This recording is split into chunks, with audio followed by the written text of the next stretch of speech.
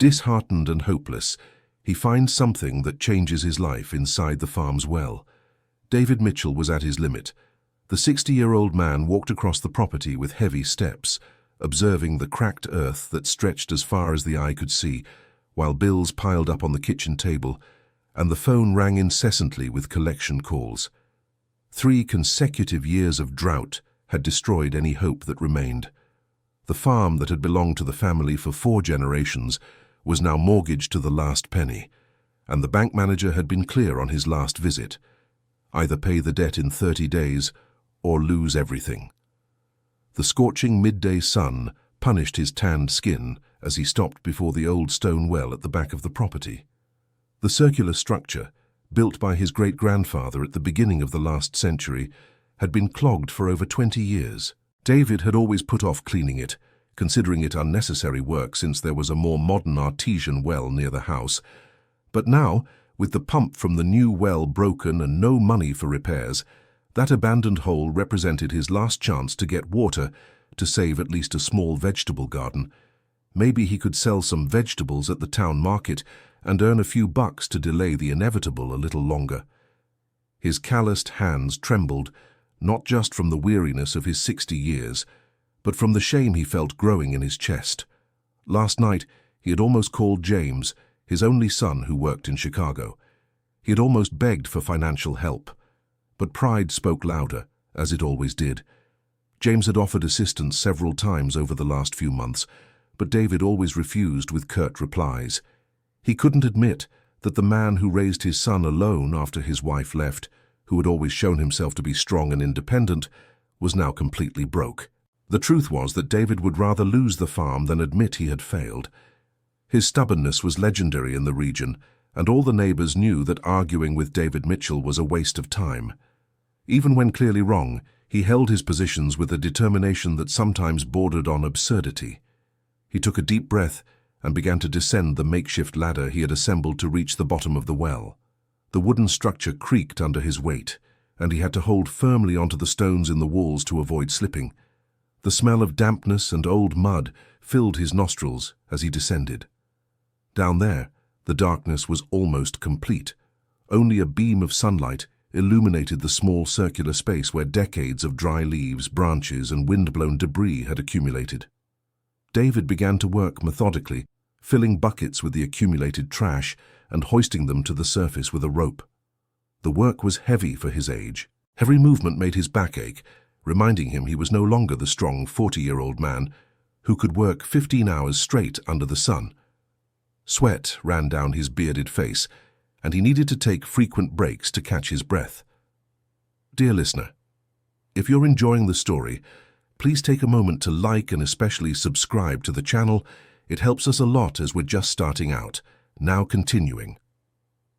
After 2 hours of hard work, David finally managed to clean most of the surface debris. Now he needed to remove the hardened mud that had accumulated at the bottom of the well over the years. He dug with a small shovel, creating a cloud of dust that made him cough constantly. It was then that his shovel hit something solid and metallic. The sound was different from hitting stones or roots. David stopped immediately and began digging more carefully around the object. His hands found something wrapped in cloth that surprisingly still seemed in good condition despite being buried for so long. Carefully, he lifted the object from the mud. The package was small, about the size of a shoebox, but heavy. The fabric appeared to be waxed, which explained its preservation. David felt his heart race as he slowly climbed the stairs, holding the find against his chest.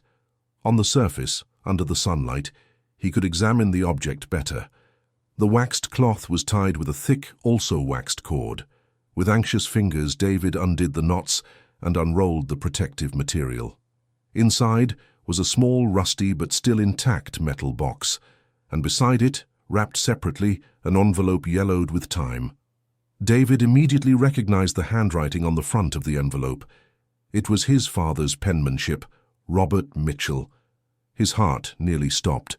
Robert had disappeared when David was only 8 years old. On an ordinary day in 1971, he simply never returned from work. David's mother, Mrs. Margaret, waited for days, weeks, months. They conducted searches, questioned neighbors, sought authorities, but never found any trace. Mrs. Margaret died 10 years ago, taking the pain of uncertainty to her grave. To this day, David did not know if his father had abandoned the family, suffered an accident, or something worse. The paternal absence had profoundly marked his personality, turning him into a closed-off man, distrustful of relationships. With trembling hands, David opened the envelope.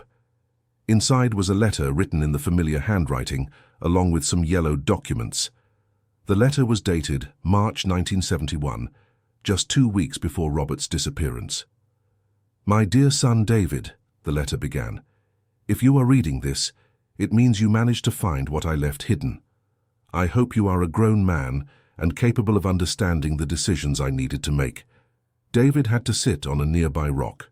His legs could no longer support him as he continued reading. "I couldn't tell your mother, but I was called for a special army mission. For national security reasons, my identity needed to be completely erased. I couldn't leave any traces that could compromise the operation or put you in danger." Tears began to blur David's vision. He wiped his eyes with the back of his dirty hand and kept reading. "I know you will grow up thinking I abandoned you, and that breaks my heart. But there was no other choice. What I am doing now may save many lives. I leave this letter and some important documents hidden in the well because I know one day you will need them." David looked at the documents that were with the letter. There was a military certificate, some official stamps he couldn't fully understand, and a paper with numbers that seemed to be for a bank account. "In the box is my military medal and the key to a safe deposit box at the Central Military Bank in the capital. If something happens to me during the mission, I want you to use that money to care for the family and the property.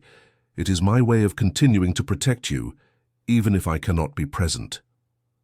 The letter continued with details on how to access the bank account and specific instructions about necessary documents. Robert explained that he had deposited his savings from years of military service into a special account that would accrue interest over time. "Forgive me for not being able to say goodbye properly. I know you will be a strong man and will take care of your mother. I love you more than life itself, and if I am making this sacrifice, it is because I believe it is for everyone's safety." The letter ended with a request. "Do not hate me for the choices I made. One day, when you are a father, you will understand that sometimes we must do difficult things for those we love." David finished reading and sat in silence for long minutes. All the anger he had carried for 50 years toward the father who abandoned them was transforming into something different. Pain, yes, but also a strange feeling of pride and relief. He opened the small metal box with trembling fingers. Inside was a military medal with a faded ribbon and a paper with more detailed instructions about the bank account. There was also a small golden key and an address in Chicago. According to the documents, the account had been opened in 1970 with a considerable sum for the time.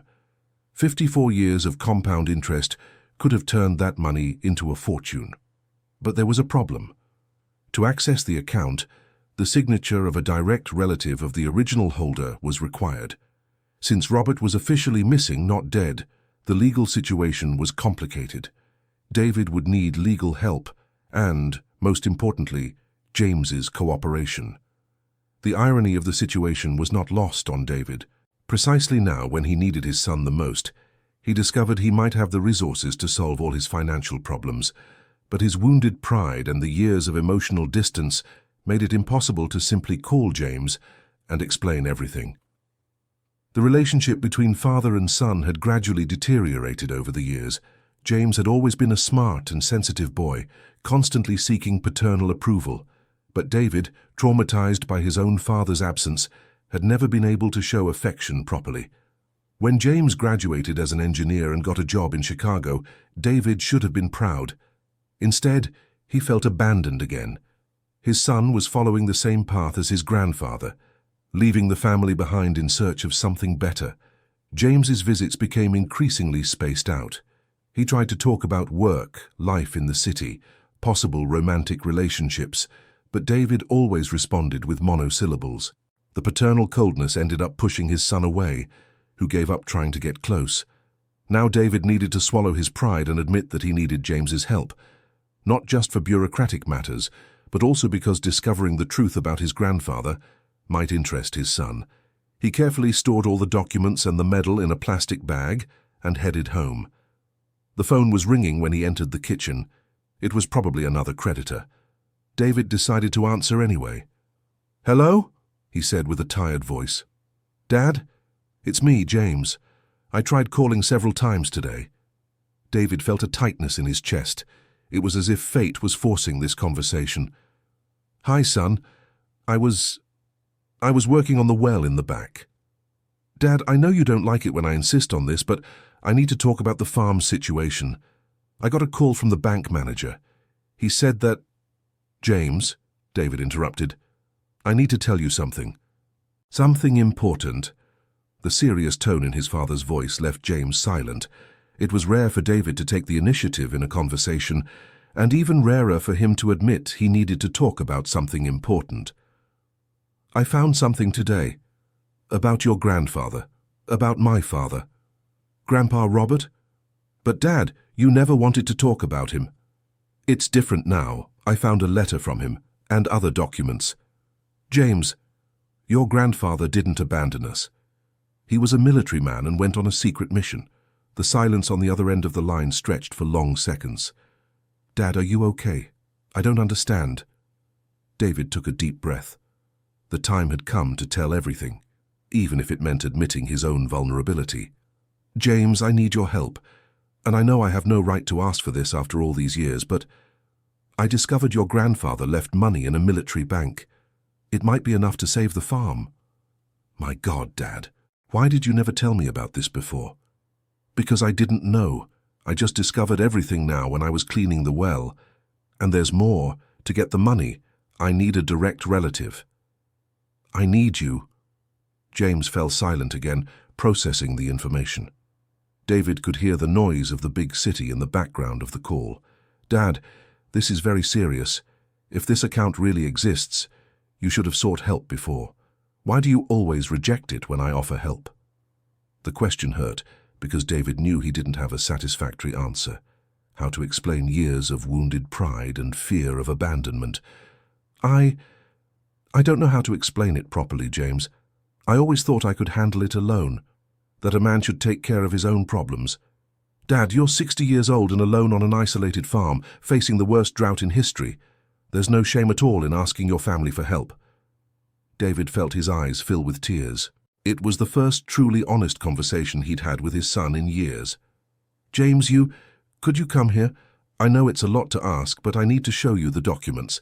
And maybe it's time we talked about a lot of things." "Of course, Dad. I can request time off tomorrow and drive there, should arrive Friday night, but Dad—" "Yes?" "You're going to tell me everything. About Grandpa Robert, about the farm, about why you always stay so distant. I want to understand." David swallowed hard. This conversation would be one of the most difficult of his life, but perhaps also one of the most necessary. "All right, son. We'll talk about everything." After hanging up, David sat at the kitchen table and spread out all the documents found in the well. The military medal shone faintly under the yellow light of the lamp. He tried to process all the emotions clashing in his chest. Relief at knowing the truth about his father, anticipation for the possible financial solution, fear of the conversation with James, and a deep guilt for having wasted so many years feeding unnecessary resentments. The night was long and with little sleep. David reviewed the documents several times, trying to fully understand the instructions left by his father. In the morning, he decided to visit Mr. George, the oldest neighbor in the area, to ask if he remembered anything about Robert's disappearance. Mr. George, an 82-year-old man who had known the Mitchell family for decades, received David with the typical hospitality of the countryside. After serving strong coffee and hearing the whole story, the old man was thoughtful for a few minutes. "David, I always thought your father's disappearance was strange," said Mr. George, stirring the sugar in his coffee. "Robert was a responsible man, not the type to abandon his family. And there's one thing I never told you." "What, Mr. George?" "A few days before he disappeared, I saw him talking with some men in suits near the road. They weren't from around here, Black cars, you know how it is. At the time I thought it was government business, but then I forgot. This information gave more credibility to the military version of the disappearance. David felt even more convinced that the letter was true. "And there's another thing," continued Mr. George. "Your mother, Mrs. Margaret, always suspected there was something more behind the disappearance. She even went to the city a few times, looking for information about missing military personnel, but she never found anything. Why did she never tell me this? I think she didn't want to give false hope, and you were very young at the time." David spent the rest of the day thinking about these revelations. Mrs. Margaret had kept her suspicions to herself, protecting her son from more suffering, just as Robert had hidden the truth to protect the family. Dear listener, if you're enjoying the story, please take a moment to leave a like, and especially subscribe to the channel. It really helps us who are just starting out. Now continuing. On Friday night, James arrived at the farm driving a modern car that contrasted with the rural simplicity of the place. David waited for him on the porch, watching the headlights approach down the dirt road. It had been 3 years since James's last visit. The young man had changed. He was more mature, with some grey hairs at his temples and a more serious expression on his face. David noticed that his son was no longer the enthusiastic young man who had left the farm 15 years ago. "Hi, Dad," said James, hugging David in a greeting that seemed warmer than usual. "Hi, son. How was the trip?" "Smooth. But Dad, you've lost weight. Are you eating properly?" The simple question revealed a genuine concern that made David feel embarrassed. How long had it been since someone showed care for his well-being? "I'm fine, James. Come on in. Let me show you what I found." On the kitchen table, under the yellowish light of the lamp, David showed all the documents to his son. James examined each paper carefully, his engineering background helping him analyze details that David had missed. "Dad, this really is an official military document. Look at these stamps, this numbering, it's not a forgery." "So you think it's real?" "I think so. And look at this account number. If it really exists, and if it's been earning interest for over 50 years. James did some mental calculations. "Dad, this could be a lot of money. But how do we get access? Will the bank accept these old documents? We'll need a lawyer specializing in military law, and we'll probably have to go to Chicago to sort everything out at the central bank itself." The idea of traveling to the capital made David anxious. He hadn't left the region in over 15 years, not since Mrs. Margaret's funeral. The big city always intimidated him. "James, I don't know if I can handle all that bureaucracy. Chicago is too complicated for me." "Dad, I'll go with you. I'll help with everything. But first, I want you to tell me more about why you always closed yourself off so much, about why we never talked about Grandpa Robert." David sighed deeply. He knew this moment would come. "James, when my father disappeared, I was 8 years old. I didn't understand anything. I only knew that one day he was here and the next he was gone." David paused to gather his thoughts. It was hard to talk about feelings after decades of keeping everything to himself. "Your mother, Mrs. Margaret, cried every night. I heard her through the hallways of the house. She did everything to hide it from me, but I noticed. A child always notices when their parents are suffering. And how did that affect you? I decided I would never let someone important to me leave again, and at the same time, I would never get so attached to someone again so I wouldn't suffer like my mother did." James listened in silence, beginning to understand years of paternal behavior that had always confused him. "When you were born," David continued, "I wanted to be a present father, but I was also afraid of getting too attached and then you deciding to leave, like what happened with my father. But Dad, do you see the contradiction in that? Precisely because you were afraid of losing me, you pushed me away. I know it doesn't make sense, James, but at the time it seemed like the right thing to do. And when I went to Chicago," David lowered his eyes, "this was the most painful part. I felt like I was losing you the same way I lost my father. Even though I knew you weren't disappearing, that you were just living your life, I couldn't separate the two situations. Is that why you were always so cold with me when I visited? I thought if I didn't show that I missed you, it would be easier for me. But now I realize I only managed to push you away even more. Father and son sat in silence for a few minutes, processing decades of misunderstandings and unnecessary pain. "Dad," James finally said, "I always knew you loved me. Even with all the coldness I always knew, but I needed to feel it being shown." "And how did you know?" "Little details. You always kept my broken toys to try to fix them. When I got sick, you never left my side. At school graduations, you were always in the front row, even though you seemed uncomfortable with all those people." David felt a lump in his throat. He had never realized his small demonstrations of love had been noticed. "James, I'm so sorry. I wasted so many years. Dad, let's not focus on what we lost. Let's focus on what we can still build together." That simple phrase marked a turning point in the conversation. For the first time in decades, David allowed himself to have hope not just about the financial situation, but about his relationship with his son. "So you'll help me with this inheritance issue?" "Of course I will. We're family." "And Dad?" "Yes?" "I've always wanted to help you with the farm too. Not just financially, but to be more present. Maybe I can negotiate remote work and spend some seasons here." The offer was more than David had ever dared to hope for. Having his son back, even if only partially, would be like getting a second chance to be the father he always wanted to be. "You'd really do that? Leave city life to stay here in the middle of nowhere?" "Dad, this isn't the middle of nowhere. It's our history, our family.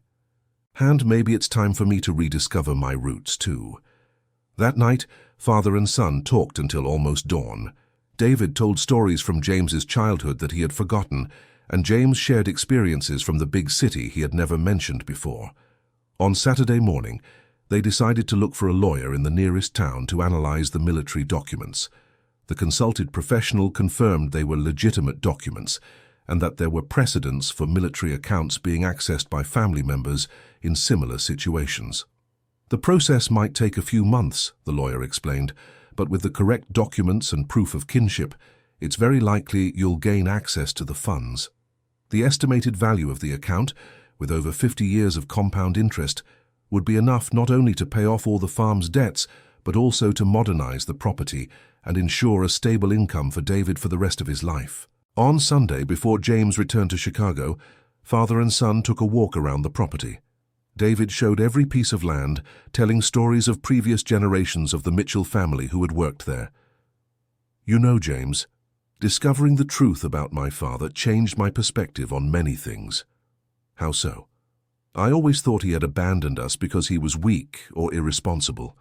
I grew up trying to be the opposite of that, being too strong, too independent. But now I see that maybe true strength is knowing when to accept help." "And are you willing to accept my help?" "Yes, son. Not just with the inheritance issue, but with everything. I want to learn to be a better father, even at 60. And I want to learn to be a better son too." When James left on Sunday night, he left David with a list of additional documents that would be needed for the legal process. He also promised to return the following weekend to accompany him on the first visit to the military bank in Chicago. The week passed quickly, with David organizing papers and trying to locate old certificates. For the first time in years, he felt excited about the future, not just because of the possibility of saving the farm, but mainly because of the reconciliation with James. On Thursday, he received an unexpected call. "Hello, David Mitchell?" "Yes, speaking." "My name is Jennifer Anderson. I'm an employee at the military archives in Chicago. I received an inquiry about documents for the soldier Robert Mitchell, and I'd like to speak with you." David felt his heart race. "Yes, he was my father." "Mr. David, we have some records here that might interest you. Would it be possible to schedule a meeting next week?" "Of course." "What kind of records?" "We prefer to speak in person, but I can say it involves information about the mission your father was involved in. Information that can now be disclosed." David could barely wait for the weekend to share the news with James. When his son arrived on Friday, he brought with him a specialized lawyer who had agreed to advise on the case. "Dad, this is very good," James said after hearing about the call. "If they have official records about Grandpa's mission, it only confirms the legitimacy of everything." And if we find out what really happened to him, we'll find out together. On Monday, father and son traveled to Chicago. It was the first time David had set foot in the capital since his youth, and he felt completely lost amidst the chaotic traffic and gigantic buildings. James patiently guided his father through the corridors of the military bank, helping him fill out forms and organize the documentation. The generational difference was evident. James navigated the modern bureaucracy naturally, while David felt intimidated by computers and digital procedures. "Mr. Mitchell," said the bank employee, "your documents are in order. The account does exist and is active. The current value, with compound interest, is $2,800,000. David nearly fainted upon hearing the number. It was more money than he had ever dreamed of possessing in his entire life. "But," the employee continued, "there is a complication. There is another beneficiary registered on the account." "What do you mean?" asked James. "In addition to David Mitchell, there is a beneficiary named Sarah Mitchell Thompson. She would also be entitled to half of the funds." David was confused. "Sarah Mitchell? I don't know anyone by that name in the family." The employee checked the system. "According to our records, Sarah Mitchell Thompson is the daughter of Robert Mitchell, sister of Mr. David." The world seemed to spin around David. He had a sister. How was that possible? "It must be a mistake," he said weakly. "No, sir. The birth certificate is here in the system. Sarah was born in 1969, 2 years before you." James held his father's arm, sensing he was about to feel ill. "Where is this Sarah now?" asked James. "According to our records, she resides here in Chicago, works as a retired nurse." David tried to process the information.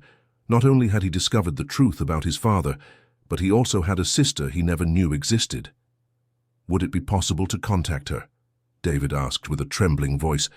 "We can send correspondence informing her of your interest in making contact. If she accepts, we can facilitate a meeting." On the way back to the hotel, David was visibly shaken. James decided it was better to talk before making any decisions. "Dad, are you okay?" "I don't know, James. It's too much information all at once." "A sister? How is it possible that I have a sister and never knew?" "Maybe Grandma Margaret knew and never told. Or maybe Sarah was given up for adoption very young. But why? Why would my parents hide this from me?" "Dad, remember we're talking about the 60s and 70s. Things were very different back then. Maybe they couldn't afford to raise 2 children." David stayed awake all night, trying to understand how his life had been built on so many secrets. First the truth about his father, now an unknown sister. The next morning, they received a call from the bank employee. "Mr. David, we have good news. Sarah Thompson has agreed to meet with you. She said she has been searching for information about her biological family for years." The meeting was scheduled for the afternoon at a coffee shop downtown. David was extremely nervous. What would it be like to meet a sister at 60 years of age? What would they say to each other? When they arrived at the agreed location, they saw a woman in her mid-50s with graying hair tied in a bun, waiting at a corner table. She wore simple but well-kept clothes and had a kind yet apprehensive look. "Sarah?" called David, approaching hesitantly. "David," she replied, rising from her chair. For a few seconds, the two observed each other in silence. Sarah had some facial features that reminded him of Mrs. Margaret, and the dark eyes were identical to David's. "My God," murmured Sarah, "we really are siblings." The hug that followed was long and emotional. Two people who shared blood, but were complete strangers. "I always knew there was something more," said Sarah when they sat down. "My adoptive parents were wonderful, but I always felt I had a biological family somewhere." "Sarah," said David, "I had no idea you existed. Our mother never mentioned—" "She couldn't mention it. I was given up for adoption when I was just 6 months old. It was probably a very painful decision for her." James watched the conversation with fascination. He was seeing his father discover a new dimension of his own history. "How did you find out about our family?" asked David. "I spent years researching.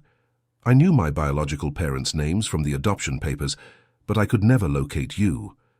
Until a few years ago, I registered in that military bank system because I knew our father was a military man." "And did you know about his disappearance?" "I knew he had vanished mysteriously. My adoptive parents told me the little they knew when I got older." Sarah told her story. She had been adopted by a retired teacher couple who couldn't have children. She grew up in a loving family, studied nursing, got married and had her own children, but she always kept the curiosity about her origins. "David," she said, "I have a confession to make. Actually, I've been to your farm." "What do you mean?" "About 10 years ago I managed to find out where you lived. I went there, but I didn't have the courage to introduce myself. I talked to some neighbors, and they said you were a very private person who didn't like strangers." David vaguely remembered hearing comments about a woman who had asked questions about him in the area. At the time, he thought it was just an outsider's curiosity. "Sarah, I'm so sorry. If I had known—" "Don't blame yourself, David. I could have been more insistent too, but I was afraid of being rejected." James realized that his father and aunt were confronting decades of misunderstandings and missed opportunities.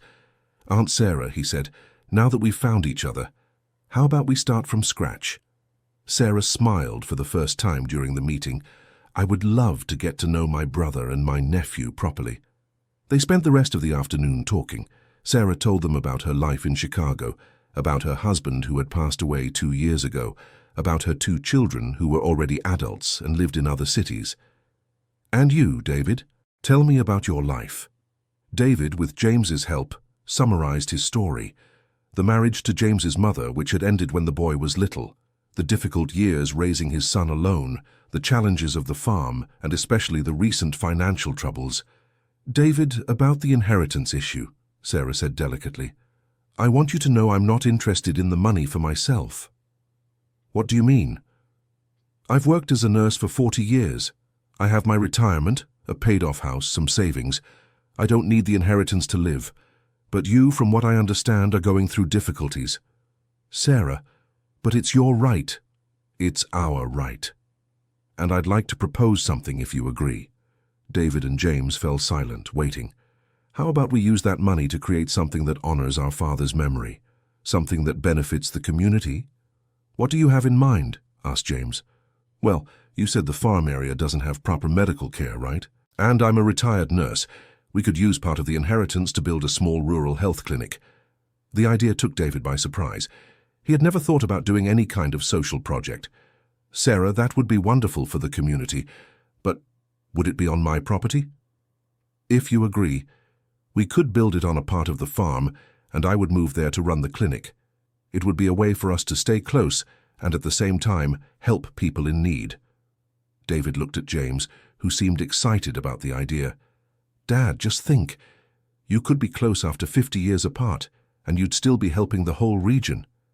"But Sarah, would you leave your life in Chicago?" "David, I retired 2 years ago and I'm a bit lost without anything to do. My children have their own lives. Starting over in a new town with a new mission would be perfect for me." The proposal was tempting, but David still had reservations. Allowing strangers to come and go on his property, even for a noble cause, went against all his instincts for isolation. "Can I think about it?" asked David. "Of course. There's no rush. First, let's settle all the legal matters of the inheritance. Then we can think about what to do with the money." When they returned to the hotel that night, James spoke seriously with his father. "Dad, what do you think of Aunt Sarah's proposal?" "It's a beautiful idea, James, but I've always lived in isolation. I don't know if I can handle people coming and going on the property. Dad, do you realize that this isolation made you lose 50 years of being with your sister?" The observation was like a punch to David's gut. It was true, his fear of connecting with people had cost him dearly, but what if it doesn't work out? What if we create conflicts? What if it does work? What if you become close? What if you finally have the family you always wanted? David spent another sleepless night thinking about the possibilities. The next morning, he called Sarah. "Sarah, it's David. I thought about your proposal." "And?" "I think we should try. But can we start slowly?" "Of course. How about I spend some weekends at the farm first, to get to know each other better and for you to get used to the idea?" "That sounds good to me." "Great. And David?" "Yes?" "Thank you for giving me this chance. I always dreamed of having a family." After hanging up, David realized that for the first time in decades, he didn't feel alone. He had a son who wanted to be more present, and now a sister who wanted to build a relationship. Dear listener, if you're enjoying the story, please take a moment to like and especially subscribe to the channel. It helps us a lot who are just starting out, now continuing. The legal procedures to release the inheritance stretched on for 3 months. During this period, Sarah visited the farm on weekends, and gradually David grew accustomed to her presence. She was a warm and practical person who quickly integrated into the rural routine. She helped in the kitchen, tended to a small vegetable garden they planted together, and talked with David about their respective lives. James also increased his visits, managing to work some days of the week remotely. The house, which had always been quiet and melancholy, now had conversations during meals and laughter echoing through the rooms. "David," said Sarah one Saturday afternoon, "can I ask you a personal question?" "Sure." "Why did you never remarry after separating from James's mother?" The question touched a sensitive spot. David hesitated before answering. "I guess I never got over the fear of being abandoned again. I preferred to be alone rather than risk getting hurt." "And was it worth it?" "No. I realized that by trying to protect myself from a pain that might not even have happened, I ended up creating a real pain that lasted for decades. It's never too late to start over, you know." "Sarah, I'm 60 years old. So what?" "I'm 55, and also starting over. I left my life in Chicago. I'm getting to know my brother, planning a new life project. Age is no obstacle to change." This conversation planted a seed in David's mind. Perhaps it really wasn't too late for many things. In April, they finally received the legal authorization to access the bank account. The final amount was even larger than initially estimated, $3,200,000. "Dad," said James, "this is a new life for all of us." David would split it 50-50 with Sarah, as stipulated in the original documents. Each would receive $1,600,000. It was more money than any of them had ever dreamed of having. "Sarah," said David, "are you still interested in the health clinic project?" "More than ever, and you?" "I think so, but let's do it right. Hire architects, engineers, do everything properly." "David," said Sarah with a smile, "I know someone who works with construction projects." "Who?" "My nephew, James." James laughed. "It would be an honor to be part of the project. We can create something truly special." In the following months, the farm turned into a construction site. David, who had always avoided change, was now at the center of a project that would revolutionize not only his property, but the entire region.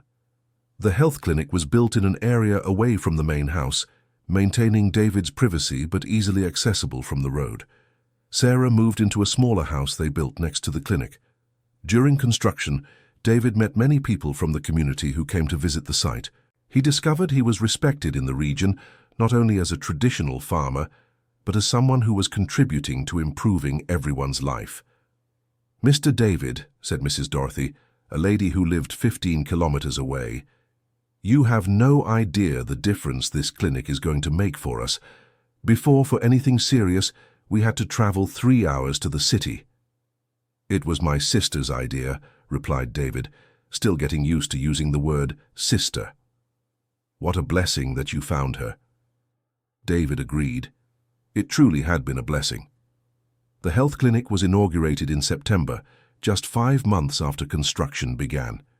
The opening celebration brought over 200 people to the farm, an event David never imagined he would host. Sarah had specialized in basic care and first aid, but she also brought 2 doctors from the capital who would make weekly visits. The clinic would handle everything from routine checkups to minor surgical procedures. "James," said David during the celebration, "thank you for convincing me to accept Sarah's proposal." "Dad, you made the decision. I just helped you see the possibilities." "And what possibilities? Look at all the people we met today. Mrs. Dorothy, Mr. Henry, Kevin's family. They're all our neighbors, and I had never properly talked to them. And now you'll see them often here at the clinic." "That's true. I think this house will never be quiet again." "And does that bother you?" David looked around, seeing people talking animatedly, children playing in the yard, Sarah explaining how the clinic worked to a group of interested people. "No," he said sincerely, "it doesn't bother me one bit." 6 months after the clinic's opening, David received an unexpected visit. A woman around 40 years old, accompanied by a teenage boy, appeared at the farm looking for him. "Are you David Mitchell?" she asked. "Yes, that's me." "My name is Michelle. I'm a journalist from the capital's newspaper. I heard about the health clinic story and would like to write an article about the project." David became nervous. He had always avoided any kind of public exposure. "I'm not sure if—" "Dad," interrupted Sarah, who had approached, "it could be a good way to publicize the work we're doing. Maybe it will inspire other similar projects." "And this one," continued Michelle, "is an even more interesting story. I heard that you discovered the inheritance in a well, and that you found your sister after 50 years. How did you know all this?" "I work with human interest stories. Someone from the military bank mentioned the case, obviously without breaking banking confidentiality, but I found the story fascinating." David looked at Sarah and James, who seemed favorable to the idea of the article. "What kind of report would it be?" "Nothing invasive. Just a story about family, overcoming, and solidarity. The kind of positive news people need to hear." After some hesitation, David agreed. The article was published 2 weeks later, taking up a full page of the newspaper. The headline was, "Treasure in the Well: How an Unexpected Discovery Reunited a Family and Transformed a Community." The impact was immediate. David began receiving calls from people interested in visiting the health center, from other municipalities wanting to implement similar projects, and even from distant relatives who had lost contact with the family years ago. "David," said Sarah on one of these busy afternoons, "do you realize how your life has changed?" "How so?" "A year ago, you lived alone, avoiding contact with people, financially desperate. Today, you're at the center of a project that helps hundreds of people. You have your family reunited and you are respected throughout the region." David stopped to think. It was true. The transformation had been so gradual that he hadn't realized the magnitude of the changes. "And it all started with that clogged well," he said. "No," corrected Sarah. "It all started when you decided to accept help and open yourself to new possibilities." James, who was listening to the conversation from the porch, approached. "Dad, can I ask you a question?" "Of course, son." "Have you ever thought about officially retiring from the farm and dedicating yourself full-time to the health center?" "How so?" "Well, you have enough income now to live comfortably, and I've noticed that you really enjoy talking with patients, helping Sarah with administration, receiving visits from other municipalities interested in the project. Do you think I should stop farming?" "Dad, you can keep a garden for your own use, but your natural talents are more in the area of human relationships than in agriculture. You are an excellent host when you allow yourself to be." James's observation was revealing. David had truly discovered that he enjoyed interacting with people, especially when he could help them in some way. And who would run the agricultural part of the farm? "We could lease the land to other farmers in the region, or even create a community agriculture project where several families work together." The idea was interesting. David was realizing there were many ways to use the property productively and in a socially useful manner. 2 weeks later, they received a visit that would once again change the course of their lives. An elderly man, accompanied by a younger woman, appeared at the health center looking for David. "Are you the son of Robert Mitchell?" asked the man. "Yes, I am. Why?" "My name is Frank Williams. I served in the army with your father in the 60s and 70s. David felt his heart race. He would finally meet someone who had known Robert. "This is my daughter, Linda," continued Frank. "We're from Washington, D.C. We read the article in the newspaper and came here specifically to speak with you." "Please have a seat," said David, indicating the chairs on the health center porch.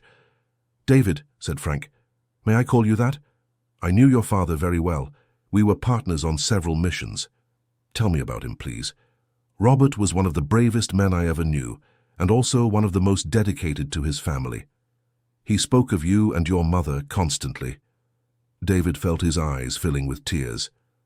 "The 1971 mission was particularly difficult," continued Frank. Your father volunteered for something dangerous because the financial reward would be enough to secure the family's future. What kind of mission? I can't go into specific details, but I can say that he helped save the lives of American diplomats in a dangerous situation in a neighboring country. And what happened to him? Frank hesitated before answering. David, your father did not survive the mission. He died a hero saving others. The silence that followed was heavy. David knew that possibility existed, but hearing the confirmation still hurt. Why was our family never informed?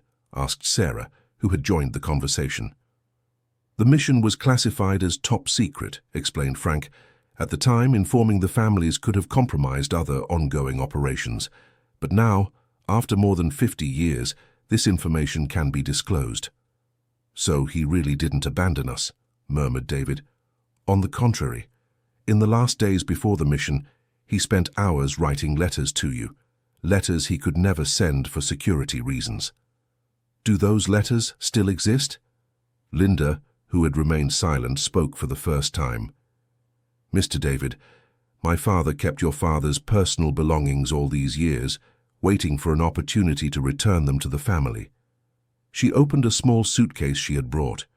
Inside were several letters, photographs, and some personal items of Robert's. This one, she said, handing over a sealed envelope, was written on the eve of the mission. It specifically addressed to you. David took the letter with trembling hands.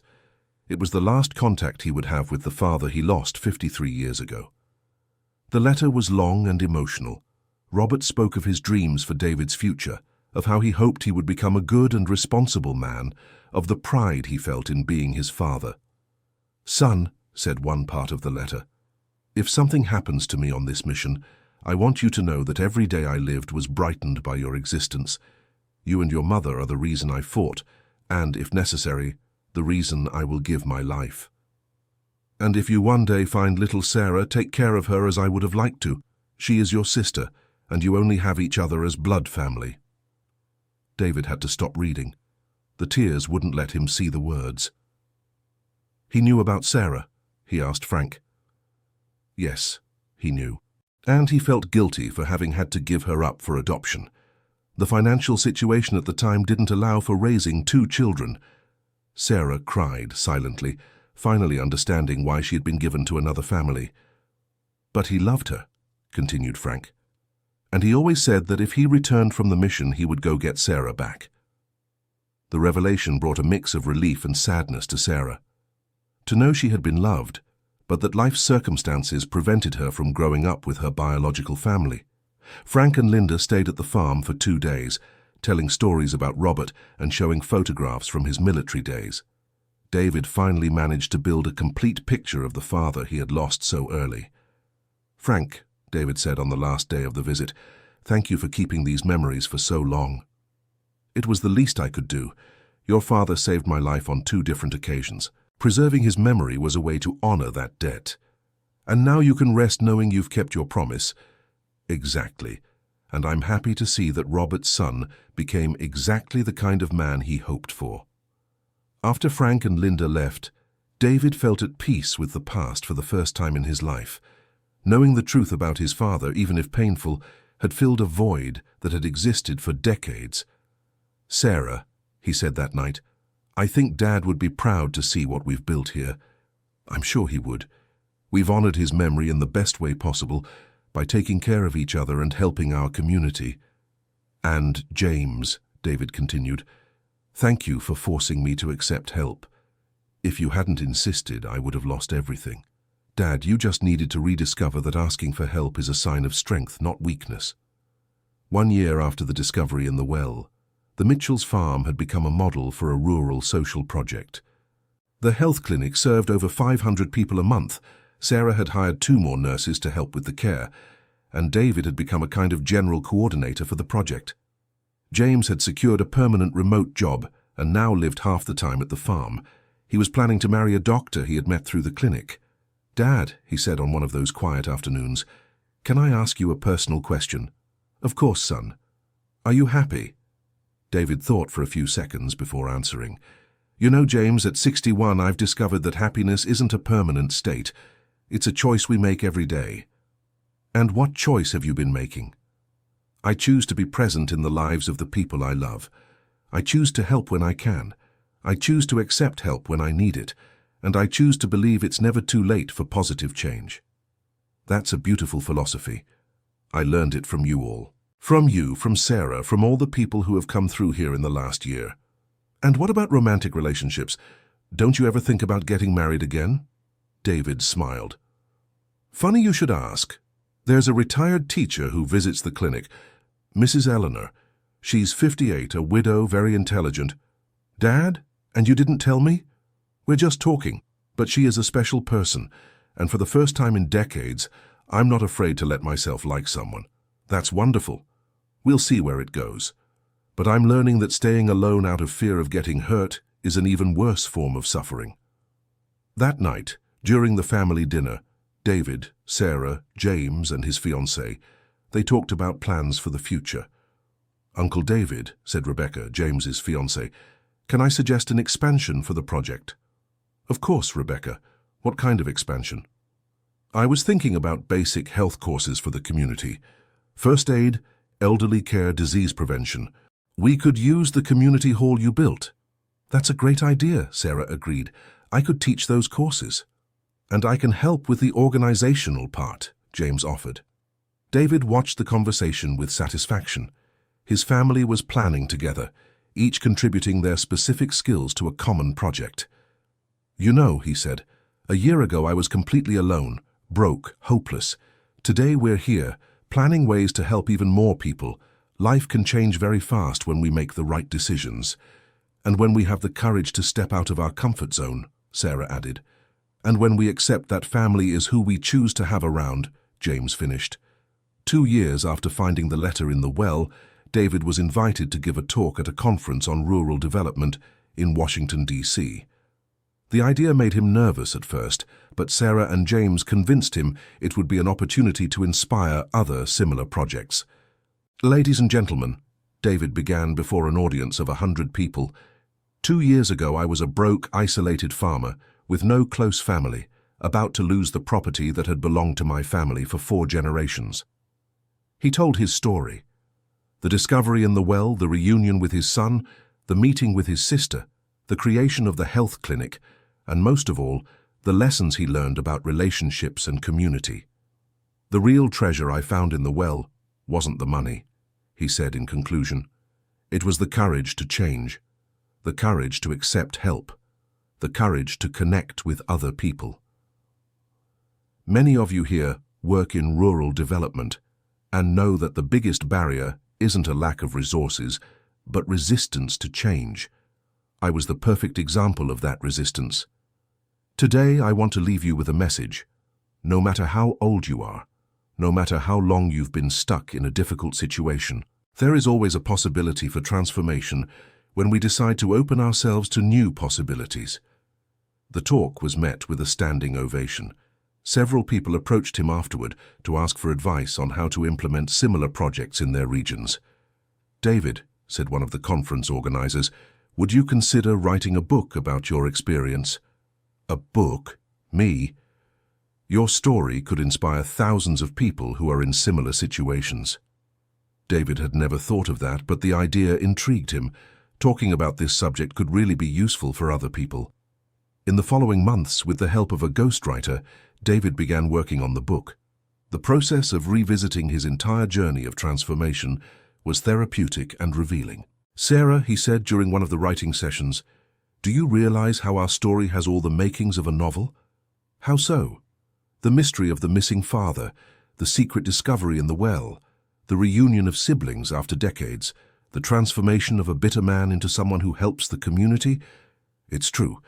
If someone made this story up, people would say it's too far-fetched to be real. But it is real, and perhaps that's why it can inspire others. The book was launched a year later with the title, The Well's Treasure, a true story of family, forgiveness, and new beginnings. It became a regional bestseller, and David was invited for numerous interviews and talks. Mr. David, asked a journalist during a televised interview, What was the most difficult change you had to make? Learning to trust people again, he replied without hesitation. I spent 50 years believing it was safer to be alone. Discovering I was wrong was liberating, but also frightening. And what advice would you give to people in similar situations?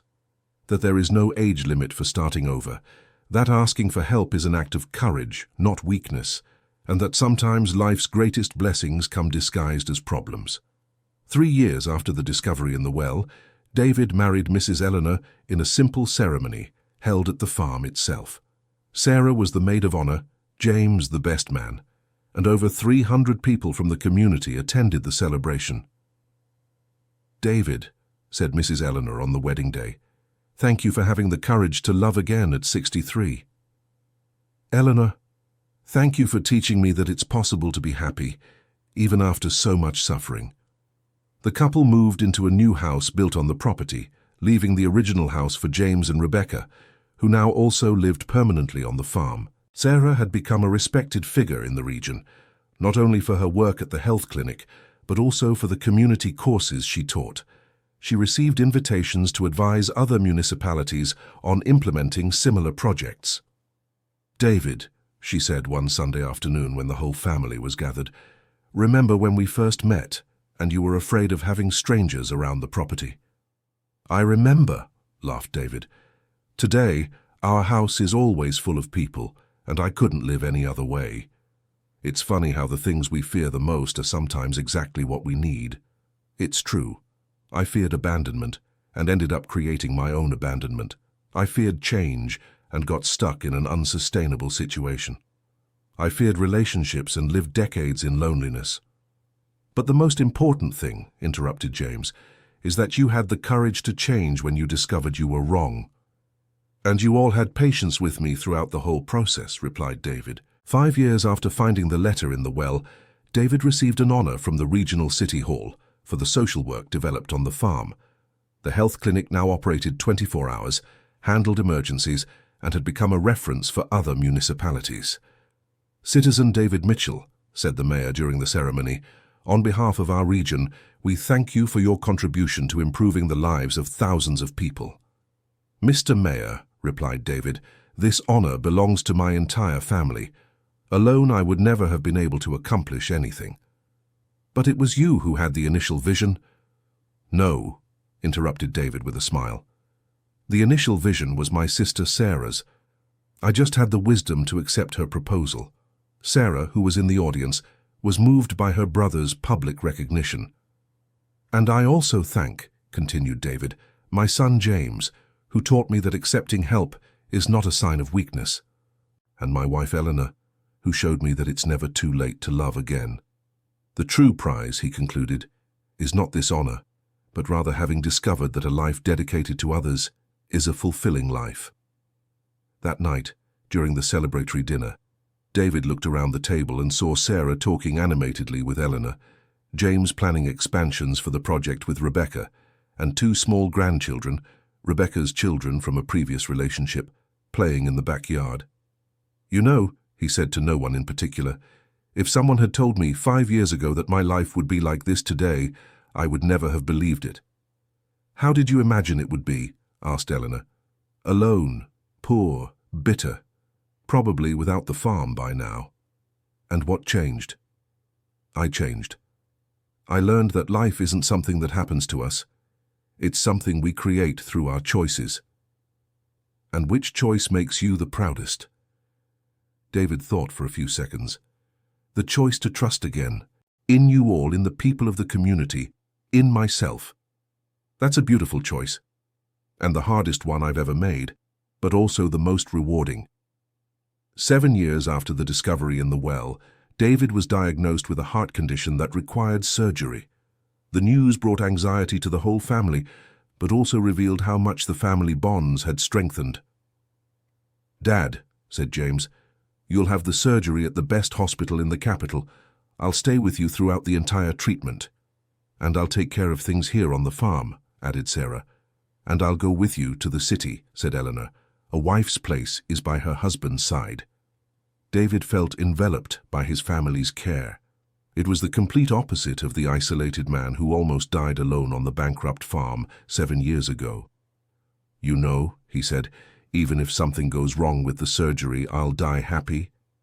"David, don't say that," protested Sarah. "It's not pessimism, Sarah, it's gratitude. I got to live wonderful years with you all. I met my grandchildren. I saw the clinic project turn into something beautiful. I married an incredible woman." "And you'll live many more years," stated James with determination. "I hope so.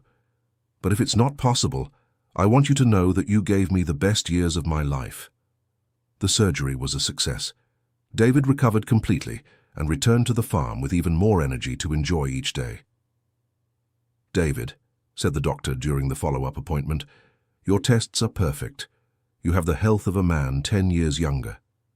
"Doctor, I think happiness is the best medicine." It could be. Studies show that people with solid relationships and life purposes have better cardiovascular health. "So, can I continue with my normal routine?"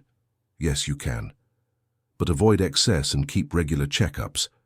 Back at the farm, David resumed his activities with even more energy. He continued supervising the health clinic, giving occasional lectures and especially enjoying family life. "Eleanor," he said on a quiet afternoon, "can I confess something to you?" "Of course, dear." "Sometimes I'm afraid all of this is a dream, that I'll wake up and discover I'm still that bitter man from 7 years ago." "David, this isn't a dream. It's the real life you built through your choices, but it was so much change in so little time. The best transformations happen when we're ready for them. You were ready even without knowing it." "How do you know that?" "Because a truly closed-off man would never have had the courage to go down into that well alone to look for water. Even in your most desperate moment, you still believed it was possible to find a solution." Eleanor's observation made David reflect. It was true.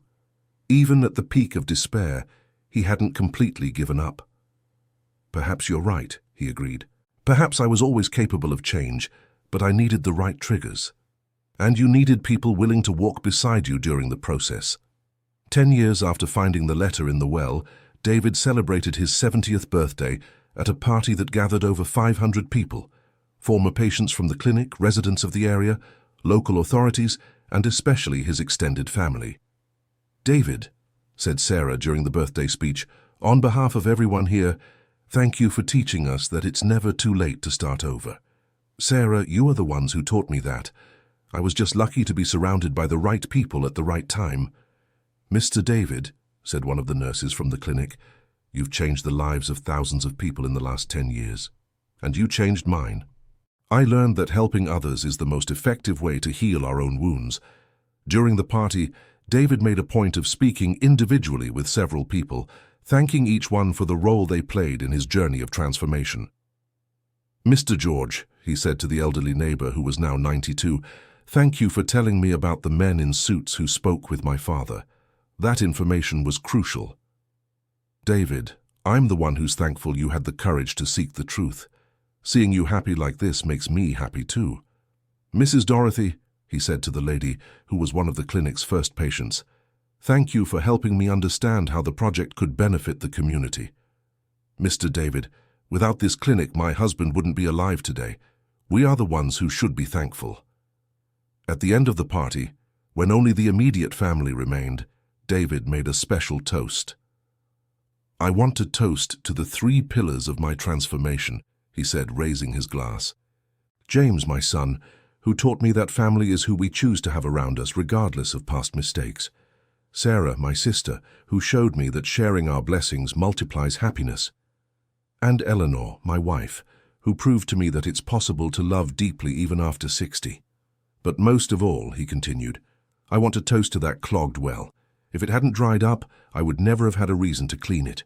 If I hadn't cleaned it, I would never have found the letter. And if I hadn't found the letter, I'd probably be dead or completely ruined today." "David," said James, "do you believe it was fate?" "I don't know if it was fate, son, but I know that sometimes the problems we fear the most are exactly the ones that lead us to the solutions we need most." 15 years after the discovery in the well, David decided to write a sequel to his book, documenting the later developments of his story.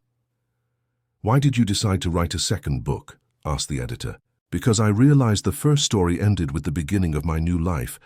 Now I can tell what it means to live this new life day after day." What will be the main focus? The small joys of everyday life. What it's like to wake up every day surrounded by family. What it's like to see the positive impact of our work on the community. What it's like to age with dignity and purpose. Won't that be less dramatic than the first story? Perhaps, but it's equally important. Many people manage to make big changes in their lives, but they don't know how to sustain those changes long term. And have you learned to sustain it? I've learned that transformation isn't a one-time event. It's a continuous process. Every day I choose again to be the best version of myself. The second book, titled After the Well, How to Keep Hope. Every day also became a success, especially among older readers who identified with the challenges of rebuilding life in one's later years. At 75, David still oversaw the health clinic, although he had passed the operational management to Sarah. He remained happily married to Eleanor, maintained a close relationship with James and Rebecca, and was a present grandfather to 3 grandchildren, 1 biological and 2 adopted. "David," said Sarah one December afternoon, "have you ever stopped to calculate how many people have been positively impacted by our project?" "How so?" "Patients treated, families benefited, professionals trained, similar projects inspired by our model." David had never thought about it numerically. It must be a lot of people. "I spoke with Rebecca yesterday. She estimates that directly over 10,000 people have passed through here. And indirectly, considering families and communities, perhaps 50,000 lives touched." "Sarah, that's unbelievable. And it all started with a desperate man cleaning a well." "No," corrected David. "It all started with a man who finally had the courage to accept that he needed help. It's the same thing." "It's not. The well was just the circumstance. The real change happened when I decided to call James and admit I couldn't solve everything alone." Sarah reflected on that. "You're right. The real treasure wasn't in the well.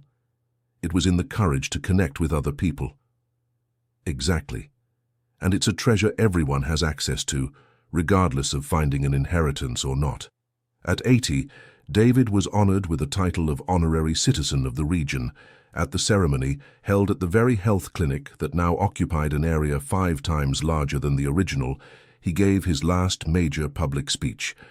"My friends," he said to an audience of over 1,000 people, "25 years ago, I was a broken, isolated, hopeless man. If someone had told me back then that one day I would be here, receiving an honor for community work, I would have thought it impossible. But life taught me that impossible is just a word we use when we don't have enough courage to try. My story isn't special because I found money in an inheritance.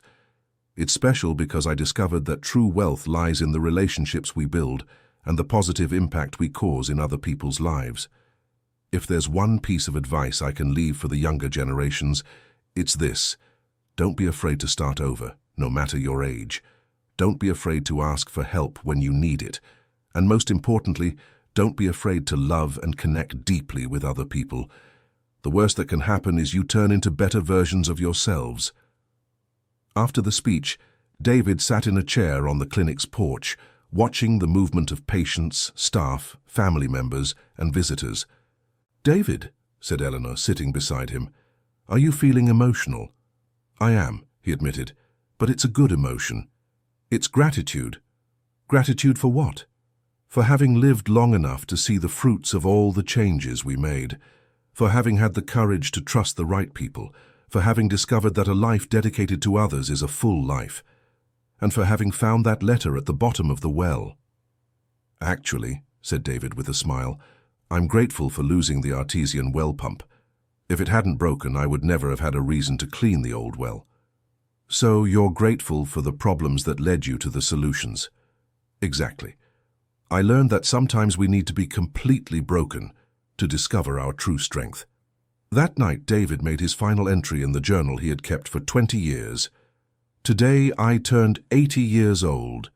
48 years were lived in bitterness, isolation, and fear. 32 years were lived in joy, connection, and hope. If I could choose, I would have preferred to discover earlier how to live well. But perhaps I wasn't ready before. Perhaps I needed to go through all that suffering to properly appreciate this happiness. What matters is that I learned, and that I used that learning not only to improve my own life, but to contribute positively to the lives of many other people.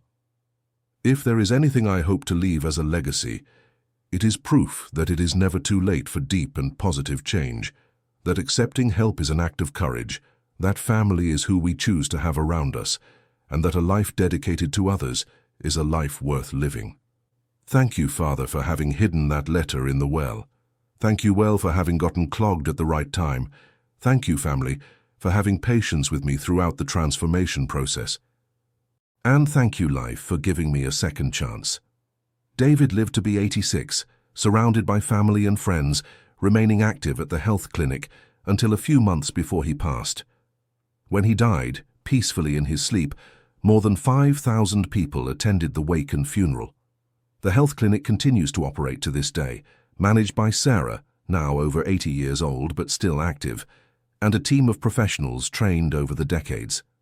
James transformed the original house into a sort of museum and visitor center, where he tells his father's story to groups interested in community development projects. Robert's military medal remains on display at the clinic's entrance, alongside a plaque that reads, "In memory of Robert Mitchell, heroic soldier, and David Mitchell, his son, who honored his memory by dedicating his life to community service." The well where it all began was restored and turned into a small memorial. A bronze plaque beside it summarizes the story in a few words. Here began a journey of transformation that touched thousands of lives. May it inspire others to never give up hope. And every year, on the anniversary of the letter's discovery, the Mitchell family gathers around the well to remember how a moment of despair turned into the origin of decades of happiness and service to others. End of story. And now, dear listener, tell us what you thought of this story of transformation and hope. Have you ever been through difficult times that later revealed themselves to be blessings in disguise? Do you believe it's never too late to start over, like David did? Leave your comment sharing your own experiences of overcoming. If this story touched your heart, don't forget to leave your like and subscribe to the channel for more inspiring stories like this one.